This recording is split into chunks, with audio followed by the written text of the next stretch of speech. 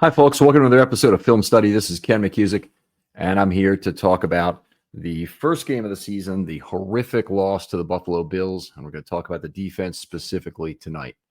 Going to be a short show, I think. I'm doing the show solo, and somebody else had travel plans that didn't quite work out for them. I understand that, but Ravens obviously dropped a very key game here in the AFC playoff picture in truly awful fashion. Going to be a difficult show to get through without kind of lashing out at that, I'm sure.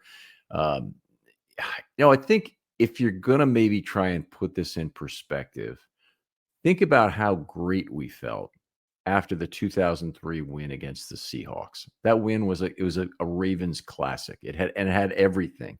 It had a big fourth quarter blown lead for the Seahawks with about 8 minutes ago, 7, 8 minutes ago, that began with the block punt by Ed Reed being returned, and the Ravens turning it on from there. The Hasselbeck, who was the quarterback for Seattle that day, had 5 touchdown passes, no interceptions. I think 426 yards. Might have been 426 offensive yards, but it was about 426 passing yards. Might have been correct too. Every time he threw the ball, went down the field, somebody catch it, they'd run into the end zone, and basically the Ravens were unable to stop that for the bulk of the day. He had his near perfect day of 5 touchdown passes, no interceptions, ruined, very much like Lamar did in this game. Now, Lamar's was, one might say, on a smaller scale, 2 touchdown passes, no interceptions, ran for a touchdown, 144.4 passer rating. Generally, things were almost perfect for Lamar on this day. And that wasn't the problem, was not in large part the Ravens offense and their per play productivity. They did have some problems keeping the offense on the field at certainly at key times, but it wasn't per play productivity from the offense that ruined it. It was the fact that defense got extraordinarily gassed in that fourth quarter, and that created all kinds of problems. And I know the tendency, by the way, is to look for blame all the way around. We're going to talk about that a little bit later. I'm going to save that topic. We'll talk about that. But let's get back to the 2003 game against the Seahawks, because in addition to that near perfect day that was ruined for Hasselbeck, there was a crazy tipped ball. You'll remember it probably on 4th and 28. A lot of people think Marcus Robinson caught that ball. Marcus Robinson was actually the person who tipped that ball to the great Frank Sanders, the Ravens' other free agent acquisition that year, for a 44-yard play to convert 4th and 28.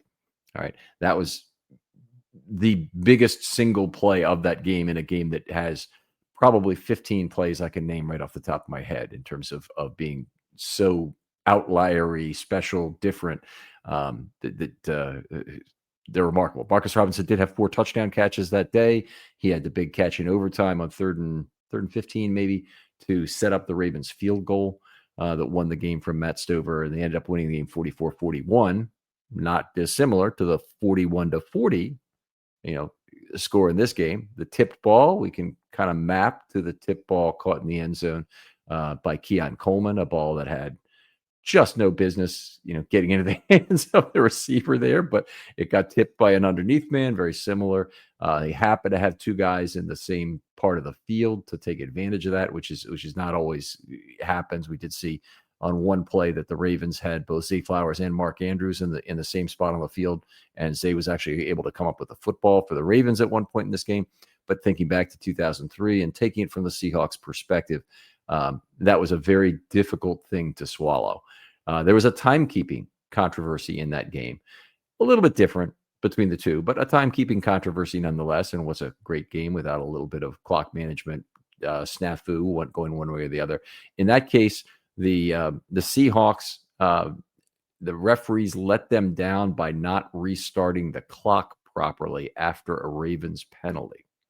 And so they tried to get it done, tried to get it adjusted after the fact. None of that worked. And Holmgren, who was the coach of the Seahawks at the time, took the high road, frankly, after the game in terms of not blaming the officials for that. He probably would have gotten fined, but it would have been also a look that would have been not great. The Ravens, they're clearly not. They're clearly upset that the half got put back to a second on the clock. I don't think that's reviewable. I don't think it's something where the booth can call down and say, hey, you need to put a second back in the clock because he was out of bounds. I don't know whether they were able to ask somebody upstairs. I don't know if that's the standard rule. They declared it, I think, as being after an on-field discussion. They said it's anyway, whatever the reason, they put a second back in the clock. It did look like a second should be on the clock, at least in the Ravens game. So not an unreasonable result. Obviously not the position the Ravens wanted to put themselves in at that point, but probably not an unreasonable position. And then also the last thing that's similar between these two games, the 2003 Seahawks loss to the Ravens had a huge fumble by Max Strong, where he was a fullback for Seattle, who just had the ball pried free from him by Ray Lewis at the most important time.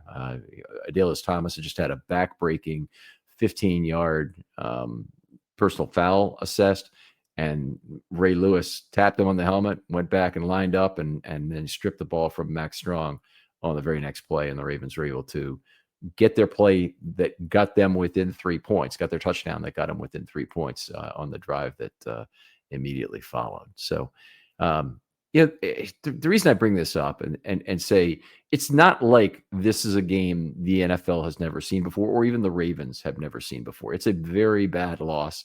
They've been on the other side of a great win of this type. Unfortunately, this game had tremendous AFC playoff implications to it. So it's the kind of loss that is very difficult to get over. We went to the game. I can tell you the walk back to the car was not an easy one in a lot of ways. You got every Buffalo fan wants to pick on you as you're going and try and yell, "Oh, we'll see you in January, maybe," kind of thing. You take a lot of crap going to an opposing stadium, but it's always part of the deal that you do that. We really enjoy our time tailgating with some Bills fans, but some of the particularly the guys who are selling parking on their lawn in the neighborhood, they're out there trying to police their area after the game and make sure, maybe people don't empty their trash from their car on their lawn and other things that, can go wrong with allowing people to park on your lawn for money. They're out there trying to do that, but they're also trying to, give you trouble if you're an opposing fan. That's for sure. All right. As usual, in any close game or any big comeback game, there are going to be a segment of the fan base that needs someone to blame. So we're getting back to this topic now. We've been through a season for the Orioles where Mike Elias is the guy to blame for the Orioles because, hey, he didn't get us the pitching that we needed to win the AL East this year. Well, guess what? There's probably no amount of pitching that Elias could reasonably have picked up that could have dealt with the amount of injuries that the Orioles have had, in terms of their offense and in terms of the rest of their pitching staff. So I don't think that would have helped, honestly. You want to pick on some bad, acquisitions? Well, O'Neill was not a great one, and that's really showing through. But I think that it's natural to want to blame Elias. Part of the other reason is that people don't really respect Mansolino, and they've already had Hyde fired. So Hyde is gone, and Hyde was the first guy that they wanted to blame for what was going on, along with Elias. But now that the only adult left in the room is Elias. Mansolino is not a sure thing, let's put it that way, to be the Orioles manager next year. It likely will be somebody they go outside the building to get, and they'll want to get a real strong manager who can make good use of a talented young team, develop them, and make them into more as a unit than they are as individuals here. This would be a great team to be managed by Earl Weaver. Not that there's ever a bad team to be managed by Earl Weaver, but this would be a very good one. And obviously for the Ravens, they want to blame John Harbaugh. Now, it's interesting because no matter what goes wrong, Eric DaCosta had his time of being a guy that everybody wanted to fire, and that seems to have passed. The drafts have been good. It's the people who hate Eric DaCosta are lost in the woodwork somewhere, biding their time, no doubt, before they speak up and talk about how DaCosta has ruined the Ravens. But Harbaugh has been around for a long time. He's put together an extremely successful organization, and so he's the guy that everybody wants to blame. Now, this was a game where I think there are reasons to look at what Harbaugh did and point to it and say this was this was suboptimal in terms of what occurred here. I think there are some legitimate reasons why it didn't happen, but this is a game where there were clock management issues. There was a big fourth down decision that the Ravens had, and they didn't. I neither ended up the way that the Ravens would like it. Now, let me start with what is the fundamental issue, or a fundamental issue. But part of the foundation, yes, fundamental. That's what fundamentalism means, right? Well, anyway, the Bills perfectly controlled the clock in this game. Now, what do I mean by that? They ended each half with a half-ending field goal attempt. In the first half, they tacked on 3 points when should they not have had a chance to get 3 points. And in the second half, they had the game-winning field goal as time expired. Both finished the clock of each half, which is unbelievably frustrating. And what it meant is the Bills had one extra possession. So in the first half, they had the first and last possession. In the second half, they made sure they had an even number of possessions by having the last possession.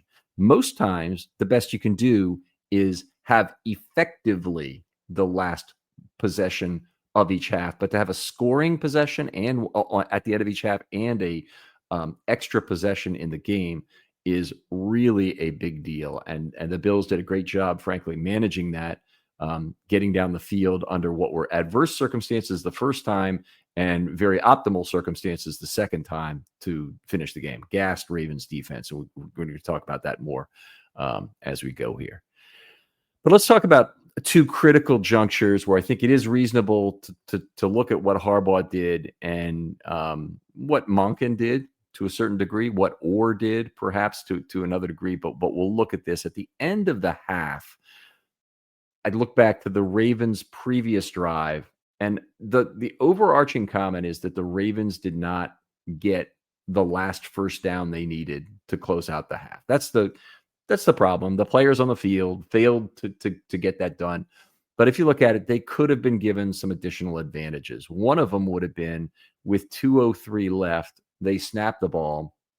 Buffalo still had 3 timeouts left, but it didn't seem like there was a reason to give them kind of one extra timeout at the 2-minute warning when the Ravens had all the time in the world they needed to score with 2 minutes left. And in fact, Lamar's had a fantastic record career-wise of scoring in the last 2 minutes of the half. So that it did not seem like they needed that play. And then what did they pull out? They pulled out a run play where they got 5 yards. Now, did that really fail them? Well, no, because on 2nd and 5, I think it was 2nd and 5, they got a 15-yard play, so they got another first down. And then you really have to look at this and say, well, is it fair that the Ravens should be put down for taking that opportunity to get 5 yards when it was actually on 3rd and 5? They got the 15-yard pass to Zay Flowers to convert. I mean, in a way, that's perfect. You got 3 plays off. You forced Buffalo to call their first timeout after the 3rd and 5. And it did not seem like that was a terrible result for the Ravens there. So anyway, they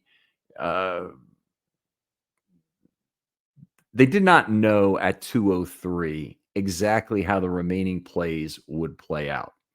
Getting one more is almost like calling a timeout yourself, and it's kind of a premature call of a timeout. I don't think the actual play result went against the Ravens, and that's what Harbaugh is talking about in his interviews either today or after the game. You know, they took an opportunity to get a 5-yard play when they didn't think the Bills were really ready to play defense. And if that's, you know, as far as it goes, then I think there's some wisdom in saying that basically they didn't know exactly how it was going to play out, but they did gave Buffalo a chance to not use some timeouts there. And as it turned out, they might have had to use one timeout after the fact and gotten 30 seconds left to run their offense. But the Ravens also weren't sure that they were going to get a first down there, and they didn't know how the plays would run out. It's just they did have enough time. So if you're looking for a reason to blame Harbaugh, I think that's one of the good ones, is that probably he should have spoken up on the headset loop and said, "Hey, Monk, I know you're going to call another play here, but why don't you let this run down to the 2-minute warning?" And it would have been a quick overriding of what would have happened. It's probably a rare case where it's fair to blame Harbaugh, although I think Monken also needs to take responsibility for the clock management there and make that decision. Obviously, between the two of them, they decided that it was a good idea to run the football for 5 yards with 2:03 to go. The decisions after that were largely made directly by Buffalo calling timeout on 3 consecutive plays, beginning on the 3rd and 5 at 1:53. That just kind of forced the play.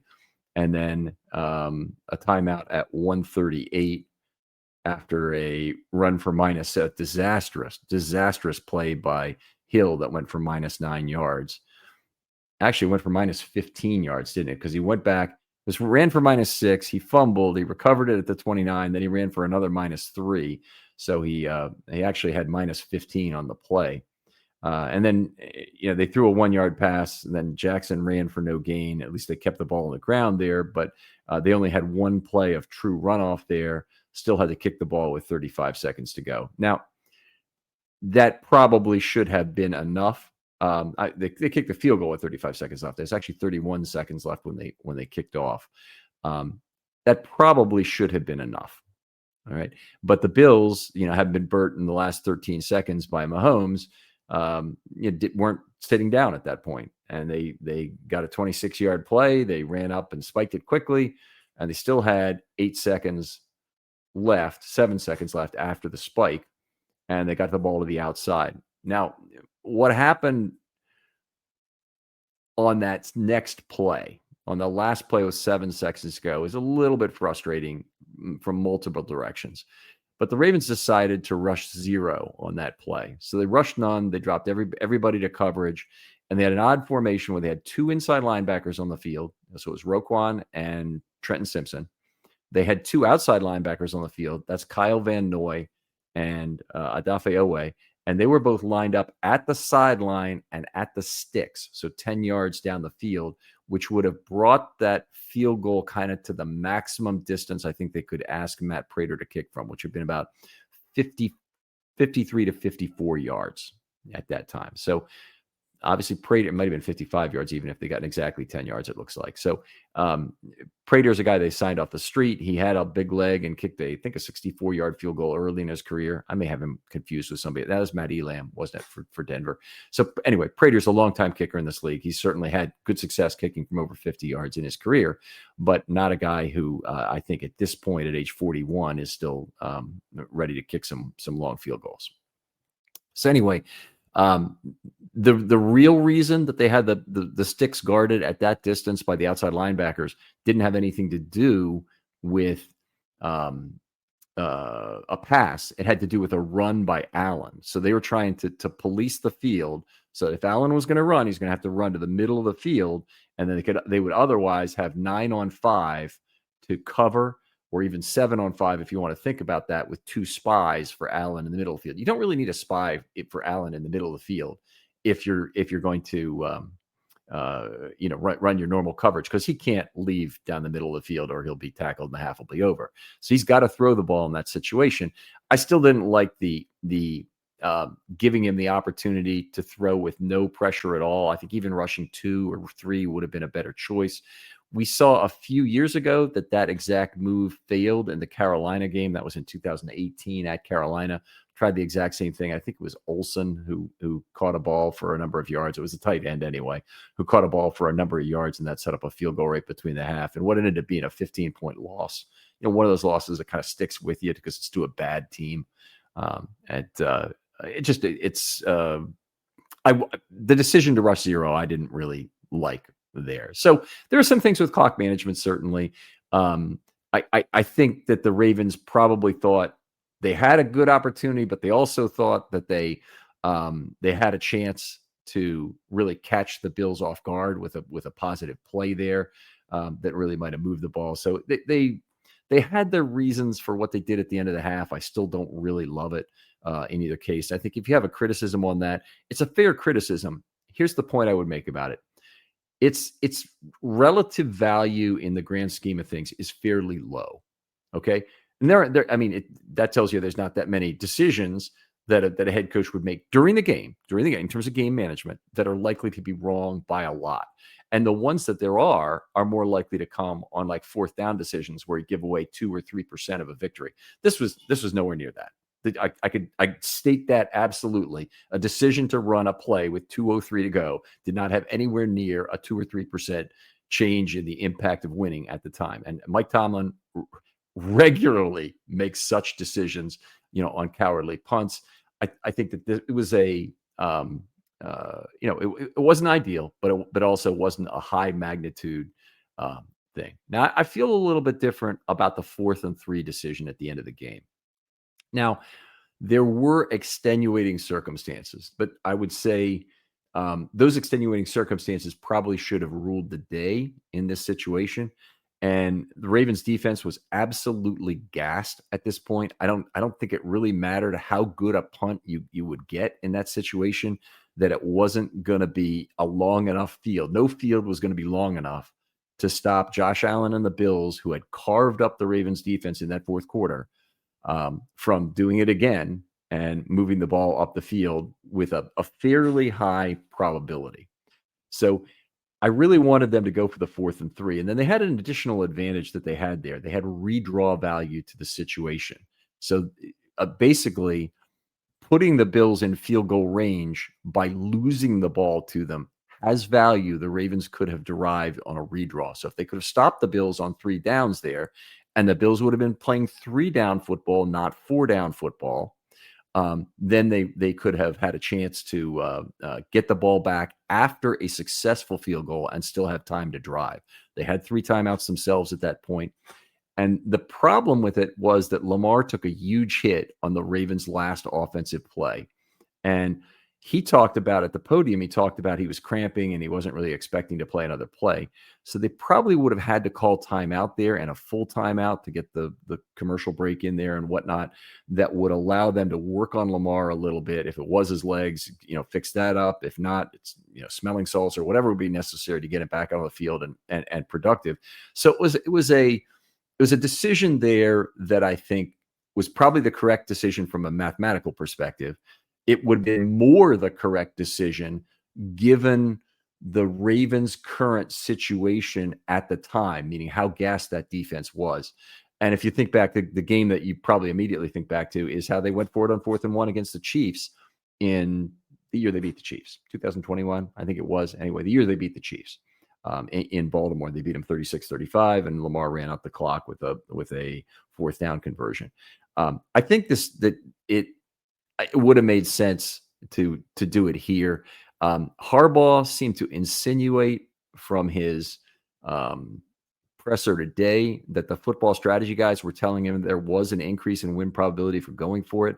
They probably told him more than that. They probably said, "Hey, there's a 2 or 3% increase in win probability for going for it." And what do you think about our guys being gassed and how that would play into it? So that was, I think that the Ravens probably cost themselves more in terms of win probability with that 4th and 3 decision than obviously with the early decision to run a snap at 2:03. But Lamar had just limped off the field, and he has to be a big part of any such decision. It's not just what your defense is, and the defense was not.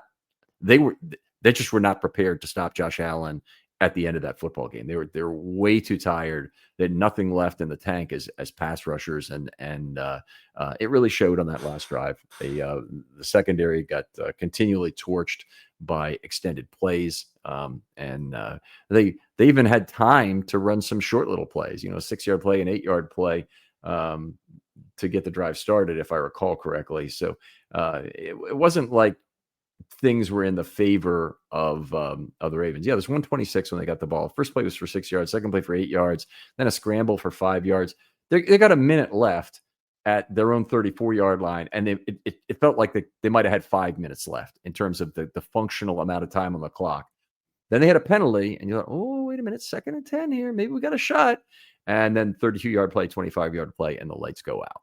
So it wasn't obviously where they wanted to be at such a point. And the 4th and 3 decision, I think Harbaugh is keeping a stiff upper lip today, talking about how much he trusted his defense. I think if he was asked with a little bit of sodium pentothal injected that he would say, yeah, our defense really wasn't ready to defend a field of any length at that point in the game. And maybe they could have gotten off with a turnover. They did try some things late in the game.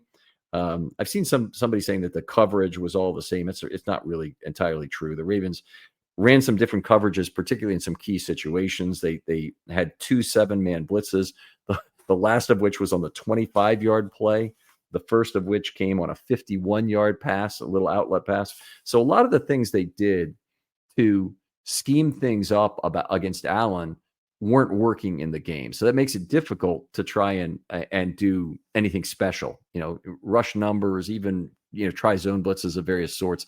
Allen he was very good reading hot in this game.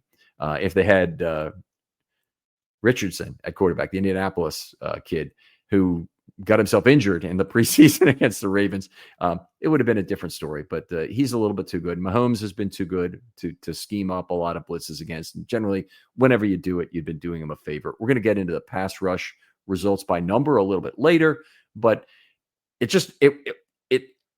the things that they did to scheme up changes didn't work in general for the night, and they did do a fair amount of package variation. They just, in the fourth quarter, they stuck with mostly their guys who were actually getting it done on the day, and they were absolutely out of energy. The Ravens are outsnapped by this way in the game, 78-50, 78-50, and I also often talk about that, and I say it's not just how many plays you're on the field in total; it's how many plays the defense is on the field consecutively. And what you can see from the Ravens drive chart is that they averaged only 3.8 plays per offensive drive for the entire game. So they had the ball 11 times. Let me make sure. Oh, I'm sorry. That was after the first drive. So the very first drive, they had 12 plays on, and they drove down. They had that field goal. After that, they had 38 plays over 10 drives. So that's 3.8 plays per drive. You want to further subdivide that into the second half? They had the ball 7 times, and they only had 22 offensive plays. That's 3.2 plays per drive. What that meant is the Bills had lots of long chances to possess the ball in between those drives, and it never really seems like very much time if you're only getting 3 plays to get a breather on the bench. If you look at what was happening, particularly in goal line, but also at other times on the field when they had a chance to pan to the Ravens defense, you're going to see a lot of players with hands on their hips looking like they're completely out of gas. And when I see that, I know there's basically no chance of a defensive stop. And there have been a couple times in Ravens history where I've seen this, where I've said they need to do anything possible to not let the defense get on the field again. This was one of those games. They needed to figure out a way. And a lot of this is, it seems silly, but the offense scored 40 points, but they let the defense down in the fourth quarter with what they did then. I mean, after Henry's touchdown, obviously the fumble was dramatically awful in terms of how it turned the game around and immediately put a very tired unit back on the field. They scored the Bills scored almost immediately after that with a pass that went down to the 1-yard line. And then they might have taken 3 plays to punch it in, but they effectively were already guaranteed a score on the first or second offensive play. So the Ravens defense just, they weren't ready to play longer in that fourth quarter. And some of that was due to the offense, either giving the ball up too quickly or perversely scoring too quickly in many other cases. You ever have one of those days where everything's off? Well, Mood can help with that. And let me tell you about Mood. It's the online cannabis brand that is changing the way we handle everything, from stress to sleepless nights, with functional gummies that are 100% federally legal cannabis. Mood launched to make cannabis affordable, accessible, and transparent, while at the same time supporting American farmers growing premium hemp on small pesticide-free farms. Their gummies are next level. Seriously, I've tried a few, and each one feels totally different. The Sleepy Time gummies, out like a light, immediately asleep. The Epic Euphoria, it's perfect when you just need a reset to feel good again. What makes them unique? Mood combines THC with herbs and adaptogens, so you get real targeted effects. You're not going to find this in your typical dispensary. And here's the best part. Mood ships discreetly to most states, offers a 100-day satisfaction guarantee, and right now you get 20% off your first order with the promo code RAVEN. Just head to mood.com. Find your perfect gummy and use the code RAVENS at checkout to save 20%. Ravens had scoring drives. They had touchdown scoring drives in this game of 6 plays, 4 plays, 4 plays, 3 plays, and 4 plays. Seems like a good thing, but it's almost like a 3 and out from the defense's perspective in terms of tiring.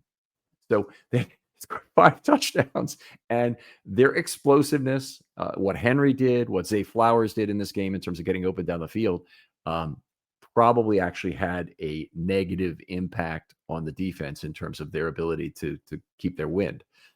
They depend on a lot of their first line guys, as deep as this team is, particularly on the defensive line. They don't really want to end up with Broderick Washington and maybe even Aeneas Peebles on the field in key situations. They're looking to keep their primary guys, Madubuike and Jones, on for as many snaps as possible. Those guys almost always play together. And when they have to play the backups otherwise, including Jenkins too, by the way, they're just getting a lower quality of player. And so they know it. They went to the dime, and they had a lot of trouble with the dime because Alexander had a truly awful game. And that's at the basis of all their problems with the dime. Is that the other thing is that the pass rush didn't do a very good job of containing Josh Allen. I'm going to get to that in a minute, but the coverage was awful as a group. I'll start with this, and I'm going to give specific pass rush numbers in the second part of the show. But Josh Allen should have thrown for about 268.5 yards given his opportunity set. You guys remember this from last year, probably good. The regular listeners I'm sure do, but I'm going to explain it again. I divide each pass play into one of 3 categories. It's either ATS for ample time and space. Those plays, I project a 8.5 average yards per play expectation onto those. If the ball is out quickly, it means the ball was out before there was an opportunity for pressure to develop, but I can't say for certain that pressure would not have developed before 3 seconds. Those ball out quick plays, which involves a lot of quickly designed plays to get the ball outside on slants and things, are almost always ball out quick unless it's a very quick pressure. Those plays have an average of or expectation of 6 yards per play. And then there's the pressure plays. And that's basically any time that the cone is imperiled within 3 seconds. It has to be within 3 seconds, because if the quarterback has more time than that, it'll be an ample time and space opportunity. And he just didn't get rid of the ball in time, or he may have not made use of the situation, or he may, as he did in this game, make great use of the situation on an extended play. But in the case of a pressure, the expectation is at 3.5 yards per play. So put those all together for his opportunity set, and he should have thrown for about 268.5 yards. He actually threw for 389, which was 120 better than his expectation. That works out to 2.6 yards per play better than what his expectation would be. Now, Lamar Jackson fairly often beats his opportunity set by that sort of number, but no way on average for a year would he do that, even in his MVP season. He didn't. So, or last year when he was the MVP but didn't get it, he didn't average that for the whole year either. So, it was a bad day. Now that blame is really shared very broadly on the defense. I want to make this clear. I think that the secondary played pretty poorly, and we're having a lot of trouble keeping pace with the receivers, particularly in the second half. But also the pass rush allowed the Allen to escape the pocket too many times. So they pressured him a very reasonable number of times. I think it was 16 in total, but they only closed on him once. Only had 1 sack. They had a couple other quarterback hits. One of those was very late by not that it was dirty, but one was late by Owe, another was late by Van Noy, actually. So those don't really count as pressures within 3 seconds. And I believe in each of those cases, it ended up being a pretty significant play. One was down the left sideline for about 20 yards. And the other one was the tip ball for the miraculous touchdown that kept them in the game.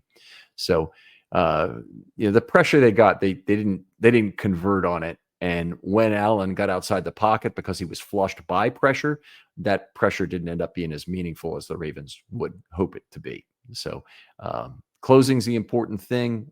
They did get enough pressure. They got a good relationship between pressure and ATS for the game, more than 1-to-1, 16-13. But that pressure it wasn't as useful. And then on the back end, they had a lot of problems with players not being in the right place. And, it's hard to really beat on one guy more than the others because Humphrey certainly had a play he gave up at the end of the half. Roquan missed a big tackle on that 51-yard play to Cook that set him up on one of their touchdowns. There was another missed tackle on that play too, and I'm forgetting who had the first one. It might have been a Wouzier, but they had multiple missed tackles on that play. And Alexander, though, had a very costly DPI. He was beaten on another play down the left sideline for a conversion on 3rd and 8 or 9 for about 17 yards. That was another bad one. So he had a very poor first game. I almost have to question, was he really ready to go or not physically? He didn't seem to be there, and it definitely seemed like Allen decided that was the guy they wanted to pick on. And they went after him in a variety of ways, but it was a lot of back shoulder to Keon Coleman. A big slant to Keon Coleman was one of the big plays towards the end. That was a play right before they set them up for the game-winning field goal, was a slant to Coleman. So, it got after him in a variety of ways. And unfortunately, he was not up to the task. It was actually kind of funny that he tried to trip up Coleman on that play. It's hard to ask people for a lot of on-field IQ because I think Coleman might have known to go down. But if he'd actually gone in the end zone, it would have been better for the Ravens. They probably would not have been able to score within the amount of time remaining. But it was a case where a receiver was going to take a touchdown that he probably should have taken a knee on. So we've seen that happen before. All right. What else to say about this game? I think I've said in words what that means, so I'm not going to try and repeat what I've kind of outlined for myself here. The Ravens tackled effectively in the game, with the exception of that 51-yard play. By the way, they had some not too terribly costly missed tackles. Buchanan had a nice stretch to the left sideline where he ended up missing a tackle, but there were two players there to stop the Bills and force a field goal attempt on, I think it was a 3rd and 8. They might have gained 3 yards on a play over the left side. It wasn't all bad on defense, but it certainly wasn't mostly good. And the Ravens' big failing was that on very high leverage downs, when they had the dime in, they just couldn't get it done. And Allen really picked him apart in those situations. He picked Alexander apart specifically, and Alexander was on the field for dime plays. He wasn't on the field otherwise. He was on the field for, I think, one nickel play, but he wasn't a third corner on the field ever. He was always the fourth corner with other than that one play I'm mentioning. And so that was odd. All right. So a few things, other things that happened in this game, we'll just call them like that. The Ravens had a 2+ sack streak of 20 consecutive games that ended in this game. Now that's in the regular season, but they have also had consecutive 1-sack games against Buffalo, including the 2 playoff games, which essentially have been 2 different endings to the streak in different ways. Obviously, this is not a good sign that they can't get after Allen. And we did think that the pass rush would be one of the strengths of the Ravens this year. I'll be interested to see how it works out against other mobile quarterbacks. Flacco's coming to town next week. He should be a guy the Ravens will have more success getting on the ground, I would think. He's a guy who, if they can get the same kind of pressure in the face that Allen had, I don't think Flacco will stand up to it nearly as well. But against other mobile quarterbacks, we'll see how it works. And the league probably does have more mobile quarterbacks now than pocket passers. And they're, the natural kind of evolution is for a player age-wise to age into being more of a pocket passer and less of a mobile quarterback. But there are a lot of young quarterbacks in the league who can really, really run. And we're lucky we've got one of them, and the guy who's the most elusive of them all. But there are a lot of quarterbacks who can make plays with their legs right now. All right, the Bills converted on 8 of 15 attempts on third or fourth down. That doesn't even really fully get at the severity of the problem, the gravity of the problem. They were 7 of 15 on third down, but then they got one of those back on fourth down, and then they also had a third down converted by penalty and a fourth down converted by penalty. That horrible DPI on Alexander. Mix of problems, but pretty similar in terms of they just couldn't get Buffalo off the field. It's not like they didn't do it at all, but they didn't do it effectively enough. They allowed 5 of 7 red zone entrances to be converted for touchdowns. That's terrible. And the Ravens, the league average, I'm forgetting what exactly the league average is, but the Ravens have been as low as 44% in a season not that long ago. And the Ravens last year had a great year where they were in the low 70s for the whole year, or right around 70%, I'll say, for the whole year. So it's allowing the other team to go 5 for 7 is very bad. And they don't have any excuse for it. They allowed 1 for 3 themselves is all they needed in the red zone, and they still scored 5 touchdowns in the game because Derrick Henry kept running him in from long range, and Zay Flowers and Hopkins had big catches from outside that range that led to other ones. But is a tough day in the red zone for the Ravens by their own standards. Okay, now they allowed 29 total first downs in the game. I'm trying to find in the Ravens media guide whether or not that's the record against the Ravens. I suspect it's probably there's been 1 or 2 higher in the very early days of the Ravens, like the 96 Ravens specifically, who had a lot of problems defensively, a lot of injuries that led to some high first down totals. Maybe the New England game, they gave up that kind of number in a 46-38 loss. But I think it's very close to the highest number of first downs the Ravens have ever given up. The media guide, by the way, does not seem to have that record section anymore. And if anybody can correct me on that, just DM me and tell me what page that record is. The record for opponent first downs in a single game. It's always something that used to be in the media guide, but I just don't see it this year in the 25 media guide. So hopefully it's still there. They didn't have a rash of defensive penalties. They had 4 in total, sort of 3 because one of them happened on a 2-point try, or on a 1-point try, I should say. But the 2 costly DPIs. The first one was on Alexander. The second one was on Wiggins. It happened to come on 4th and 5 and 3rd and 3. So exceptionally bad times for that. They did have a neutral zone infraction by Matabike, which was a little bit costly, but it wasn't a backbreaker because it's not an automatic first down. And then while the Bills were making a point after attempt, they had a 12-man on the field penalty, which enticed the Bills to go for a 2-point try instead from the 1-yard line, which they failed. So that was nice. It happened to work out in their favor. Occasionally you get lucky on a penalty like that, but I don't think that's not considered defensive foul, and it may not even be included in the penalty total overall. I didn't check to try and prove that out, but it may not be included in the penalty total overall for the Ravens, because if there would not be yardage attached to it, even if it was walked off. Just the way there's not yardage ascribed to any result of a 2-point play or a sack or whatever like that. So anyway, I'd like to say that defensive fouls were not a problem, but having 2 costly DPIs like that is just that's too much of a amount of phlegm to swallow to say that that's really true.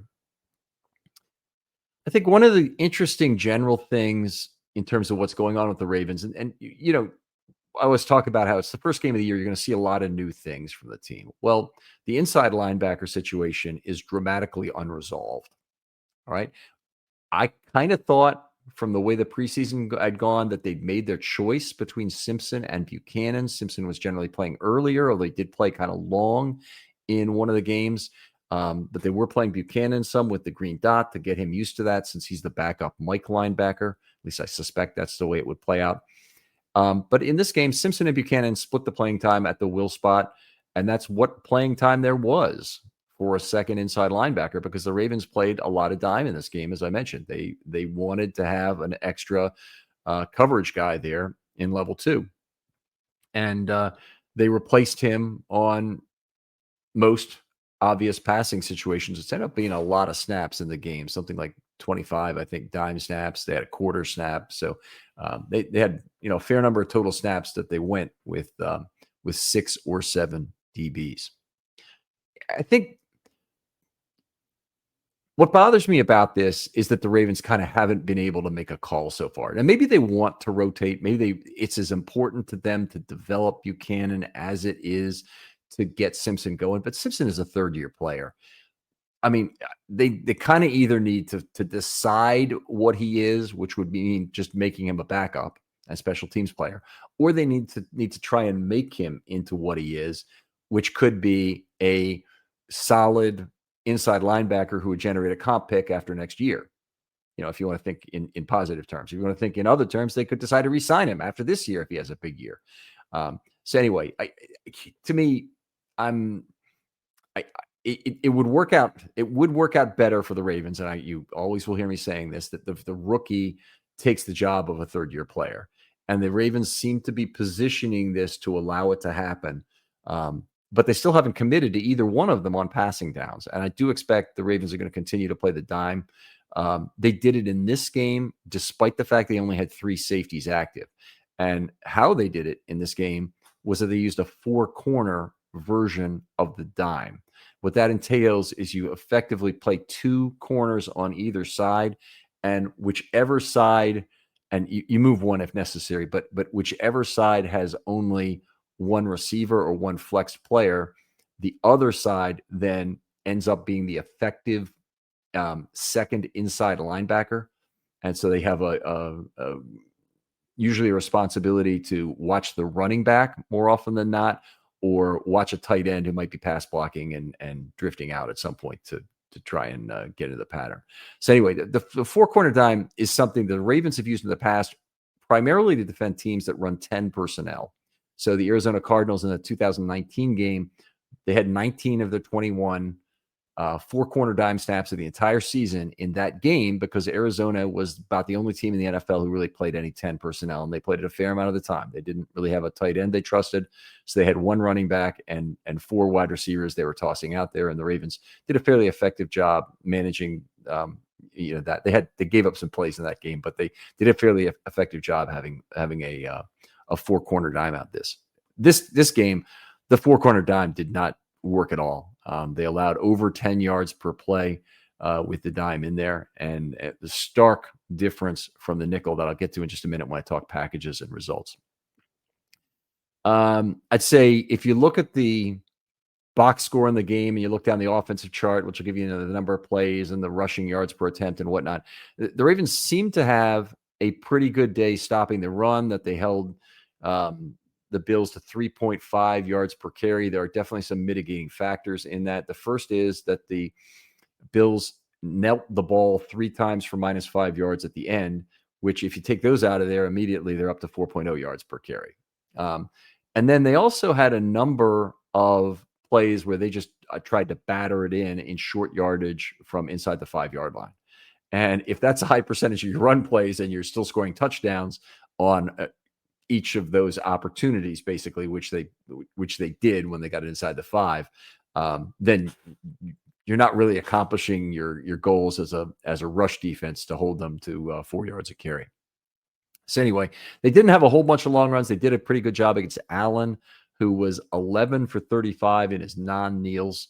That's 3.2 yards per carry. He had a long run of 9 yards. It's not like Allen escaped the pocket for a bunch of big runs against the Ravens. Like, if obviously I was there at the game, you would not believe how upset the Bills fans were when Lamar ran for 19 yards, escaping pressure, his big play of the game. Lamar had a bunch of great plays in this game, but the 19-yard run where they let him get free, they're beyond themselves. They're like, you had him, and they let him get away for a big first down on I think a 3rd and 10 or a 3rd and 9. So impressive run there, and it was very demoralizing for the fans. A lot of the Bills fans left after that play.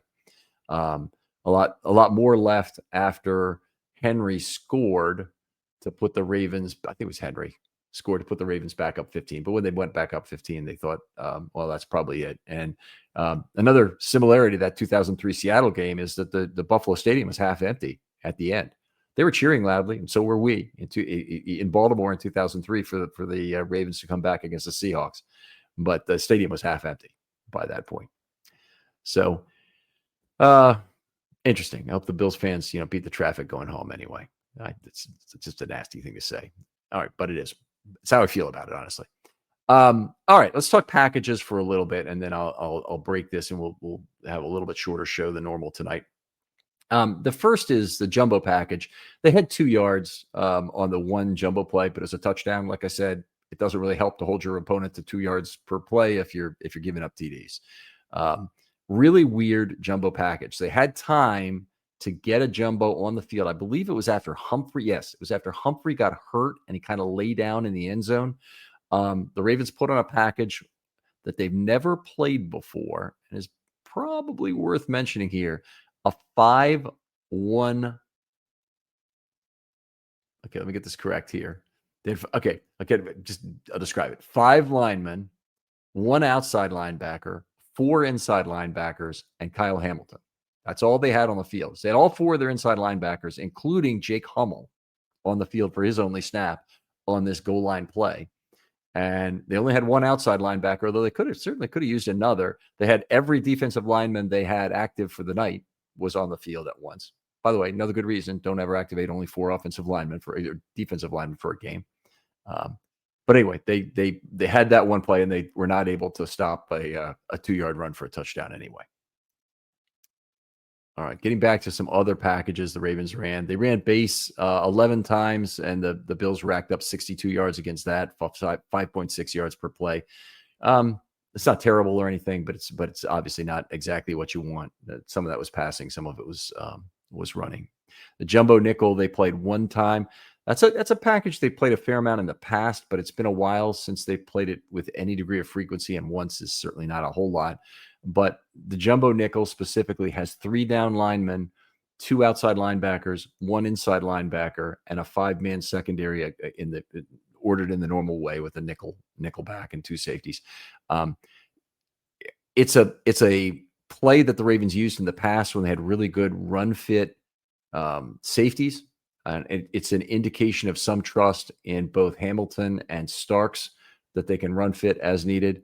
And that, maybe well-deserved. I know in the past I've seen it deployed. And one of the things I would always look for, particularly when Mosley was still with the team, and they would run this is about 2018 or something, is he would always look backwards and make sure that the safeties understood the run fit was theirs to take on this play. But it was another way in which the Ravens did not commit to having that weak side linebacker spot be all that important. So effectively what you do with that package is you sacrifice one of your 2 inside linebackers. And guess what? It's the non-green dot guy, the will linebacker, either Buchanan or Simpson, they took off the field and they put on a 3rd down lineman. It'd be something, if you had the option to do it against a team like Buffalo, you'd probably do it against sets where they add a 6th offensive lineman. And I did not check to see exactly what the Buffalo personnel was on the play where they deployed it. All right. They did not play any big nickel, so that would have been having Hamilton probably come down opposite the tight end. They were kind of light in the secondary. They deactivated Lowry in this game, as some people know. They also deactivated Keaton Mitchell, which drove me up the wall. But they deactivated Lowry, which meant they were kind of a safety short from doing some of the things they'd like to do with bringing Hamilton up close to the line of scrimmage. They did get Kane in the game for 3 plays in total. He came in once in a quarter package. He came in 2 other times in packages where Hamilton had run off to get his hand fixed. So he missed 2 snaps for that remedy. And during that time, Kane was in the game play. So he got a little bit of play in this game. They had 1 snap of rush nickel, ended up being a 17-yard pass. So that didn't work out either, where they kicked in an outside linebacker and had 3 of them on the field. In that case of rush nickel, was a little bit unusual because they had still 2 linemen on the field. So they had kind of like 5 heavies up front, with 3 of them being outside linebackers, that's the unusual way to play it. The more common way is it's like Matabike stays in the game and you have 3 outside linebackers and give yourself the fastest possible group of pass rushers to try and get downhill on the quarterback. So that's not exactly what they ran in this game, and end up being a 17-yard play. Anyway, they played standard nickel. That was the one place where they were truly successful. 34 snaps, so it's not insignificant percentage of the total. 145 yards, 4.3 yards per play. Now, the big difference there is that Alexander is not on the field. Simply put, Alexander was not on the field, and he really hurt the Ravens in this game. Awuzie played quite well. Some of the other guys in the secondary had problems. They came at various times for various reasons. A lot of it, again, was because Allen was just being given a little bit too much time to escape the pocket, reset a secondary pocket, make a throw, and was very successful doing that. But the standard nickel in general was successful. Now we get to the 4-corner dime. They played 25 snaps of that, 254 yards. That's 10.2 yards per play on that. Doesn't even get to the whole thing, because Alexander also had a 17-yard, a 27-yard, I think, defensive pass interference, which converted 4th and 5. So just a whole lot of things went wrong. Hopefully this is not the real Jair Alexander we're showing, because it's certainly not what the contract says he is, and it's not what the Ravens hoped he would be. This is just a very tough game for him, and hopefully he'll be back and playing better ball. The quarter, they had 1 snap of that. It was the last play at the end of the first half, where they had no defensive linemen on the field. I think I mentioned this earlier, but 2 outside linebackers, 2 inside linebackers, and 7 defensive backs. And they gave up a 22-yard play. Didn't rush the passer. Gave Allen time to survey the field. Didn't have a lot of time because there's only 7 seconds on the clock, but eventually got the ball to the outside where Kincaid could make a play on it and get out of bounds before Humphrey could stop him. So unfortunate that they were able to convert that play. It cost the Ravens 3 points, and I think you could probably say that it had an impact on the game, although the Bills probably wouldn't have tried all their failed 2-point conversions if the score had been different.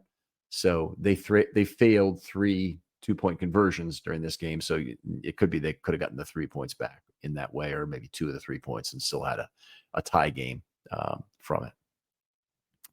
All right, we'll call it there for the first segment of this. I want to come back, and I want to talk about the pass rush and some of the specifics about that. I've got a lot of detail on the pass rush that I'll talk about. And then I'll talk about the individual players. And I think there's a lot of things that happened in this game which tell you something about what the Ravens now believe about these individual players. Some interesting stuff. And again, we're getting the first kind of unveiling of what Orr's defense looks like this year. We don't like it. We don't like it at first, but there are things to be learned, I think, from talking about it. Anyway, that's going to do it for this episode. Appreciate all you folks. You're very loyal listeners. I tried to get through this episode with no profanity. I think I made it in this case, and this is not an easy game to do it. But hope you folks will hang with us. And if you want to do something nice for the show, tell somebody new about it, or write us a 5-star 50-word review out on your favorite podcast platform. We're now into the regular weekly rotation of shows really quickly. That involves 2 defensive shows, 2 offensive shows. Most of the time, those 4 shows will be done with a guest. Tonight, there happened to be a logistical problem that didn't work out. Then we do Know Your Foe next.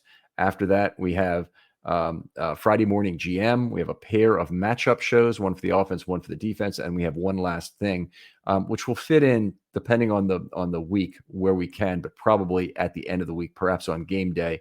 Some very interesting topics that my co-hosts have come up with for that show, so I appreciate them very much. It's Brad McGowan and Sean Asher.